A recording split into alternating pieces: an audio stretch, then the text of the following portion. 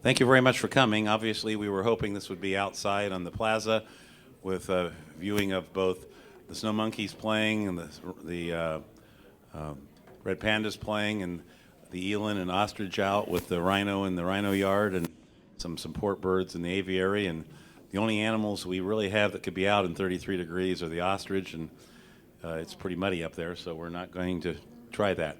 However, after our little presentation, as we grow the zoo, our big effort is to have indoor experiences that can be used year-round. The rhino is one of the first, and we'll be taking groups up. If you're willing to walk a little bit, it's well worth it. You can get one-on-one, face-to-face with the most rare of the rhinos in Africa. The black rhino that we have, there's only about 2,500 left in the wild. There's only about 45 in North America, and we feel really honored to have a pair that are 2.5 to 2 3/4 years old, and as soon as they get old enough, we already have a breeding recommendation. So that's a really cool thing. Many of the species that the zoo has added over the last couple of years and has had even since the inception are in the top 10 or 15 most endangered species in the world. And Jack Hanna's remark that I always like to use is that a generation from now, they'll look on zoos as the Noah's Ark of the 21st century. I can rattle off numbers, and Asher doesn't want me to talk that long, but you have the snow leopards that are in trouble, the rhinos in trouble, the Siberian tiger is probably already unable to sustain itself in the wild, and the numbers go on and on and on. What we're doing to the animals is really horrible. They're cutting rhino horns off to make medicine, mainly in Vietnam and Malaysia. It's keratin like in your fingernails. It does nothing. They're using pancreases from Siberian tigers. They're using tusk in China to make eyeglass frames out of, and we can go on and on. So we'll let it go at that. But we're really proud of our exhibit. As usual, over the last 3 years, we really are trying to make it an immersion exhibit. And when you go out there, whether it's tonight in the cold or some other time, there's a Maasai earthen lodge made out of concrete that shows how the people are still living in mud houses in the 21st century. We have a aviary that looks like the back of a community house or barn in Africa that's decorated like a house would be in Africa, and the birds in the aviary are what you would see around a town or a community in Africa. We have a little retail area that we're selling goods from Africa that are conservation minded.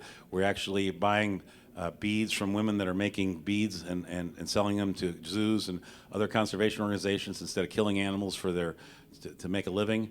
And all along the trail are educational experiences for anybody from 4 to 84 to learn about conservation and what's going on. So with that, that's a little bit about the exhibit. We will have everything out, we hope, in another couple weeks based on the weather. The eland are the largest antelope species in Africa. They weigh 800 to 1,000 pounds, and you'll notice the fences are 10 foot high. It's hard to imagine that a 1,000-pound animal can jump an 8-foot fence, so we had to put 10-foot fences in. We're having African spurred tortoises that weigh 200 pounds and some really unique birds. A Cory buster is a bird that stands as tall as this podium I'm at when it's fully grown and can weigh 50 pounds, and it can still fly. It's the largest flighted bird in the world. So it's going to be a really unique exhibit. Behind the rhino exhibit, when you see it, is another exhibit going in. It has some really good lay of the land and has a lot of trees. And internally, we're trying to figure out what we want to put there. But it'll handle a couple species. It might be some African forest animals. It could be some well-named known species, but we'll have that done. And then to the right, when you see the mud that you see, that's where the principal pavilion is going to go. That's going to have a 360-degree view of 4 or 5 different exhibits and sit up high so you can see rhino, eland, our giraffe, our kudu, and a lot of other species. So we're really tickled with what we're doing. We've spent about $15 million on the zoo in the last 3 years. We're spending $3 million this summer, and we're about $3 million from completing our project. And anybody here would like to write a check tonight to help get us that last $3 million, we'd love to have it.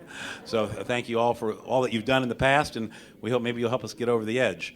What else we're doing this summer is we tore down our old tortoise penguin shed, I think you could call it, and we're building a building that looks like it came from the Chelicles Islands that'll have year-round indoor winter viewing. It'll have a sand pit for the tortoises to be in and hopefully lay eggs and possibly breed on one side, and the other side it'll have an indoor water pool for the penguin to be in, and you'll be able to watch them year-round in a heated space, which will add another indoor exhibit for us. Our next phase, the $3 million we're looking for, is to build a day room for our giraffe, 5,000-foot room, 30 feet tall, that all 5 giraffe can be in together with a viewing platform about halfway up so we can feed giraffe, have space for more than a classroom full of kids, and have that open year-round. And with every one of those exhibits, we will add interpretives and stuff for kids to understand what they're seeing is really special and that they ought to be concerned. The donors that have all made this possible are you people and people that couldn't make it tonight. We have people that have given us $5, and we have people who have given us $2 million. And it takes all those to make this work. When you're, 2 years ago, we separated from the city entirely, and we are, our own nonprofit. We pay for the buildings, we pay for the broken sewers, we pay for everything that needs done, and at the same time, we try to add on to the zoo and make it a better place. So I really like to thank Prairie Meadows, the Crichton family, Emeritus Corporation, Principal Financial, Hubble Family, Nationwide Insurance, John Deere, all of the versions, John Deere Financial, John Deere Plant, John Deere Insurance, DuPont Pioneer, Wells Fargo, Stan and Dottie Thurston, Tim and Tony Urban, Jim and Patty County, the Blank Family, the Dolls Trust, Bob and Gloria Burnett, and Gloria said to say she loved to be here, but she didn't want to break her good hip, and she was going to stay home and be safe. And Pat Henson. Those are the people that helped make this exhibit possible, not just this exhibit, but the rest of the zoo, the new sea lion pool, the new Australian exhibit, all the repairs we've made to various other sundry buildings that have been left in disarray when we inherited it from the city, and we thank all of you for that. The people we really thank, that are people that we've given some naming rights to this exhibit, they are Tim and Tony Urban, who have named the bird aviary, and there's Pat Henson, who has the indoor rhino viewing, and it's Prairie Meadows, who has the African Prairie Meadows savanna, rhino savanna. And I'm going to ask Julie Stewart to come up and speak a little bit about about Prairie Meadows' involvement. People continually wonder why we have a casino in Des Moines, Iowa, or in Polk County, and I can tell you that without the casino and the money Prairie Meadows has given to organizations like the zoo and the Botanical Center and other organizations, we would be a poorer community. And we appreciate their partnership, and we appreciate all they've done, and I want Julie to talk a little bit about that.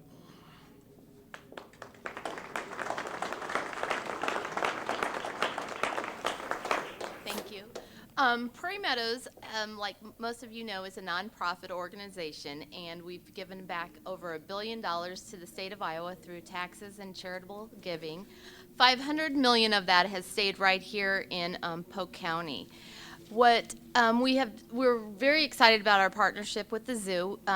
The zoo has received 2 legacy grants in a total of $400,000, and since 1997, I looked up today, we have given over $800,000 to the Blank Park Zoo, and I can't think of a better way for us to further our mission in improving the quality of life for all Iowans. So thank you for allowing us to be a part of this.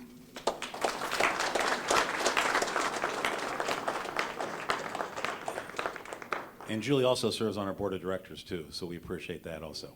What I'd like to do now is talk a little bit about another reason why we're here. We have an organization called Director Emeritus. It is a group of people that the Zoo Executive Committee, the Zoo Board, and the staff has determined have made a long-term commitment to the zoo, be it financial, be it volunteer, be it with their expertise, be it legal or accounting or just general business practices.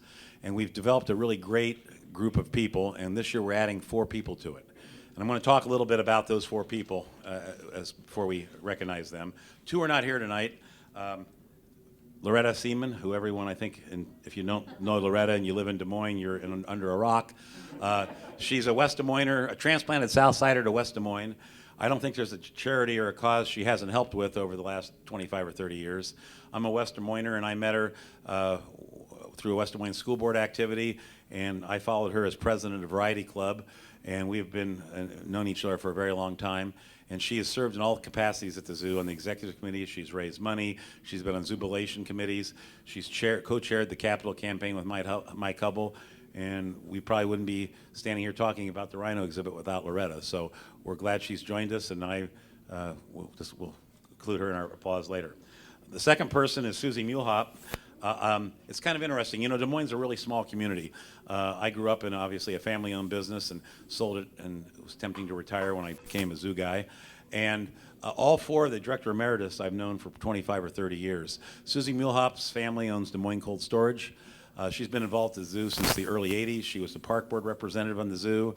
She's served on committees. She's been on the board of the zoo. She's raised money. She's given money. And her family's business still stores all our frozen food, both our food for the fish and for our lions and tigers, and they do that for free and then deliver it to us.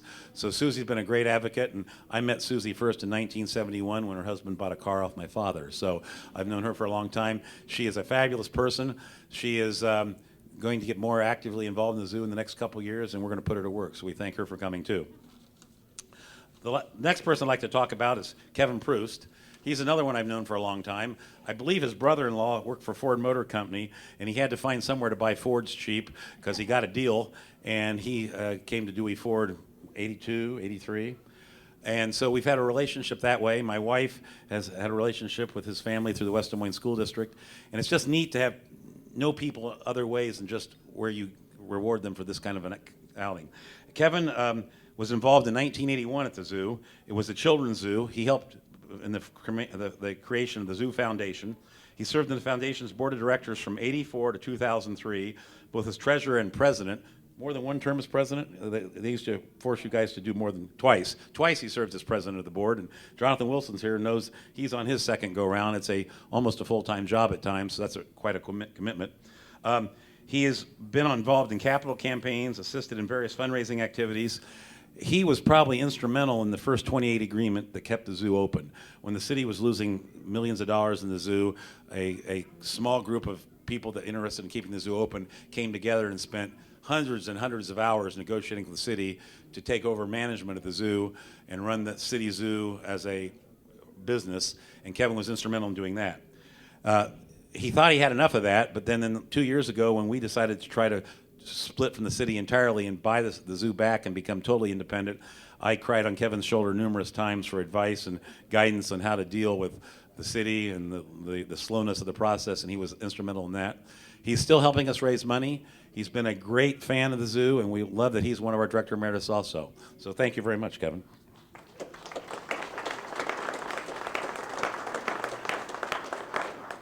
Finally, our fourth recipient is Terry Rich. Terry Rich and I go back to he said 71 or 72. Once again, my past comes back to haunt me. His boss, Jim County, had started Hawkeye Cablevision, and they were trying to figure out how to do a mobile television studio, and we were in the motorhome business, and we traded out a mini motorhome for a lot of cable TV time. And so that's how long I've had some association with Terry. The other thing Terry's done before I talk a little bit about him is, obviously he had the job before I did, and he was up to his neck in doing the lottery, and I called him many times and for advice, and we've been to lunch a few times and gotten his opinion of how to deal with politics and people, and so he's been very helpful that way too. He was chief executive officer from 2003 to 2009. During his time with the zoo, and I've added some things to my first remarks, his marketing expertise, his strategies, and his guidance really brought the zoo to a prominence that it had not had. Terry's, his life has been marketing, and he had no budget and an organization that had lost attendance every year for about 5 years in a row that was on the verge of closing down, and basically through guile and his will and his creativity, marketed the zoo back from 70,000 people to like 330,000 people in over the years he was there. Without Terry's marketing expertise, I don't think the zoo would be here today. I really don't. I think it was on the edge, and he did a whole lot with not very much money. He also, when he started, turned a substantial portion of his salary back to the zoo during the financial difficulty years and worked for way less than he was worth because he thought it was the right thing to do. And I think there's not very many people that take a job and will do that. So I think that tells you the kind of guy we're talking about. He basically started the zoo's management responsibilities. I mean, it was a city zoo. He was in charge as it was transferred over. So all the things that happened about becoming a zoo and being independently run, he developed. He helped negotiate the broader 28E that managed the zoo. He developed, I think more importantly, what he's really done is he developed the foundation and animal care professional management team that really has let the zoo become the quality institution it is today. So we really appreciate all Terry's done. So thank you very much, Terry. Let's give all four of those people a very good round of applause.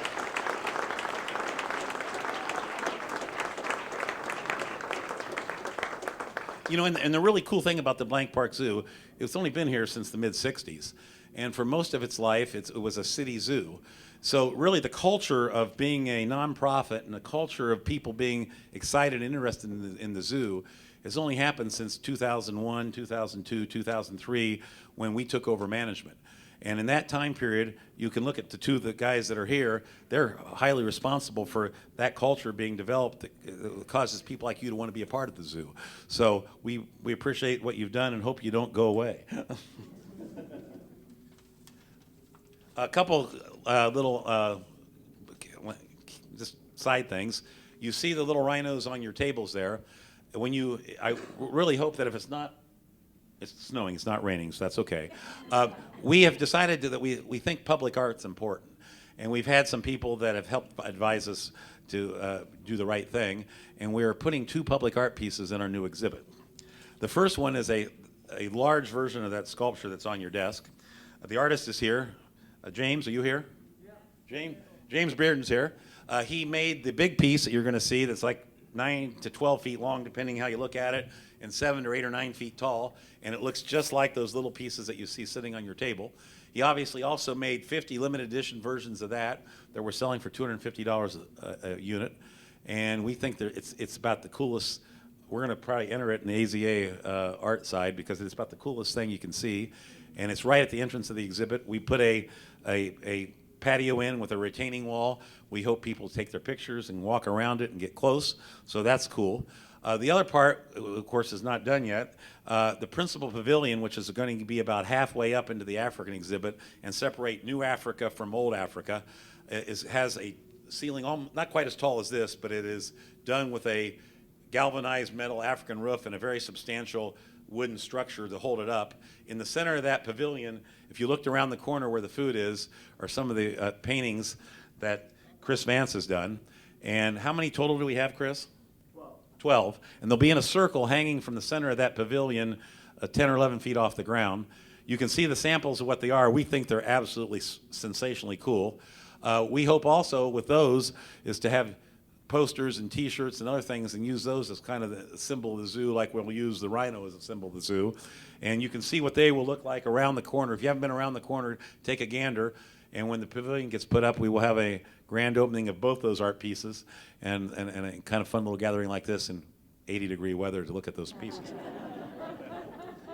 I guess what I'd like now is I'd like to have Pat and Tim and Tony and Julie and the 2 artists all come up, and we're going to do a fake ribbon cutting right here so we have something to put in the newspaper. And the director emeritus, too. I want Kevin and Terry to be there also.